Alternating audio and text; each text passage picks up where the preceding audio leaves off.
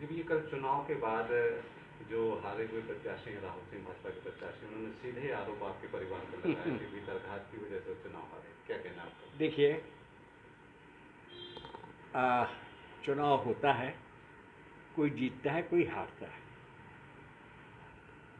अगर हम हार जाएं तो मेरा मानना है कि हमें उसको जब्त करना चाहिए, और जीत जाएं तो जैसे कहते हैं अपने उबराना नहीं चाहिए।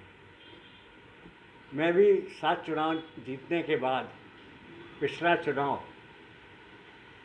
श्री राहुल सिंह से 790 वोट से हार गया।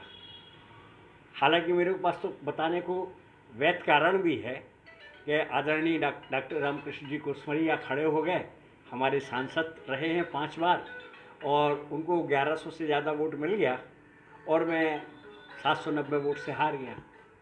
परंतु मैंने तब भी किसी को इसके लिए नहीं कहा, मैंने अपनी हार स्वीकार की और बस कहा कि भाई जनता की सेवा करते रहेंगे। आज फिर ये चुनाव हुआ, भारतीय जनता पार्टी ने श्री राहुल लोधी को कैंडिडेट बनाया। कैंडिडेट बनाने के बाद चुनाव हुआ।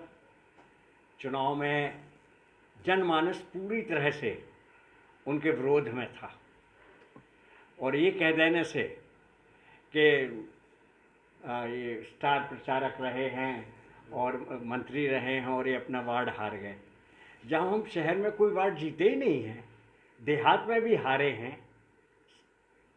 17,000 की हार कोई हार होती है? कोई हरा नहीं सकता। 200-500 वोट से तो समझ में आता है। 17,000 वोट से अगर कोई हरा सकता है तो सिर्फ जनता हरा सकती है। जनता खिलाफ थी, जनता भारतीय जनता पार्टी के खिलाफ नहीं थी, परंतु भारतीय जनता पार्टी के उम्मीदवार के रूप में श्री राहुल लोधी जी के खिलाफ थी। संभवतः उनके दल बदल के कारण, उनका जो 1.5 साल का परफॉर्मेंस रहा है उसके कारण, और भी जो भी कारण रहे होंगे इसके कारण।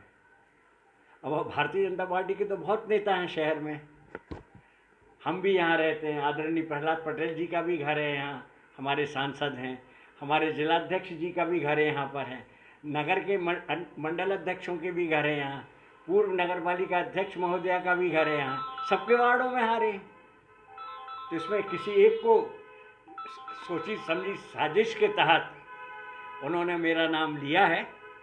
उनको लगा कि हो सकता है हम सॉफ्ट टारगेट हों, किसी और का नाम लेने में तो उनको तकलीफ भी होती। मेरा ये मानना है ये चुनाव वो अपने कारणों से हारे हैं, और मुझे जो बात करना होगी मैं पार्टी के सामने अपनी बात रखूँगा। और जिस तरीके से 3 माह पूर्व जो पार्टी में आए और एक हार बर्दाश्त नहीं कर पाए, और वो भी बड़ी हार बर्दाश्त करने का, कहने का वो नहीं छोड़ पाए, और उन्होंने आरोप लगा दिया।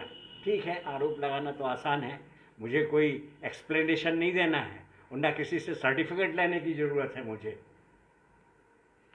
परंतु ये ठीक बात नहीं है, इस प्रकार से होना नहीं चाहिए। और अगर होता है तो ठीक है, अपना परिणाम भुगतने के लिए तैयार रहें। निष्कासन की कार्रवाई के लिए भी उन्होंने बोला कि शिकायत करेंगे। हाँ, करें ना, पार्टी कुछ पूछेगी मुझसे तो मैं जवाब दूंगा, नहीं तो फिर मुझे जो निर्णय लेना होगा मैं अपना निर्णय लूँगा।